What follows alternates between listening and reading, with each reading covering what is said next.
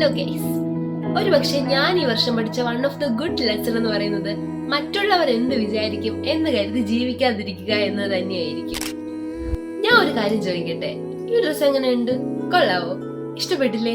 അങ്ങനെയാണെങ്കിൽ നിങ്ങൾക്ക് ഇഷ്ടപ്പെട്ട ആർക്കെങ്കിലും ഈ വീഡിയോ ഒന്ന് അയച്ചു കൊടുത്തേക്ക്. ചിലപ്പോൾ അവർക്ക് ഇതിന്റെ കളർ എങ്കിലും ഇഷ്ടപ്പെടും. അത്രേ ഉള്ളൂ കാര്യം. നമ്മുടെ ചുറ്റുമുള്ള ആൾക്കാരുടെ ഒപ്പീനിയൻ എന്ന് പറയുന്നത് ഡിഫറെന്റ് ആയിരിക്കും. എല്ലാവരുടെ അഭിപ്രായത്തിൽ നമുക്ക് സാറ്റിസ്ഫൈ ചെയ്ത് ജീവിക്കാൻ ഒരിക്കലും കഴിയില്ല. This is Hiranya here. This is my 5th episode. 10 lessons are learned 2025.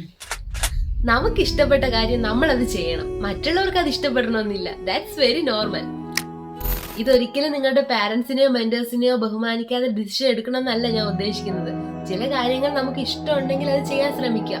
അതിപ്പോ മറ്റുള്ളവർ എന്ത് വിചാരിക്കും, എല്ലാവരും നോ പറഞ്ഞതല്ലേ എന്നും കരുതി നമ്മൾ ചെയ്യാതിരുന്നു കഴിഞ്ഞാൽ നഷ്ടം നമുക്ക് മാത്രമായിരിക്കും.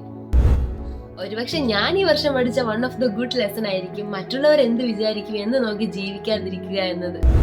അതുകൊണ്ട് I am highly recommending, maximum നിങ്ങൾക്ക് ഇഷ്ടപ്പെട്ട കാര്യങ്ങൾ നിങ്ങൾ ചെയ്യാൻ ശ്രമിക്കുക. നിങ്ങളുടെ അഭിപ്രായത്തിൽ നിങ്ങൾ വാല്യൂ കൊടുക്കുക. എല്ലാവരും സാറ്റിസ്ഫൈ ചെയ്ത് എല്ലാവരുടെ അടുത്തുനിന്ന് ഒരു ടിക്ക് മാർക്ക് കിട്ടി ജീവിക്കാൻ നോക്കിക്കഴിഞ്ഞാൽ അത് നമ്മുടെ ലൈഫിലെ ഏറ്റവും വലിയ ക്രോസ് മാർക്ക് ആയിട്ട് മാറും. Stay tune for my next lesson. Happy 2026. Bye bye.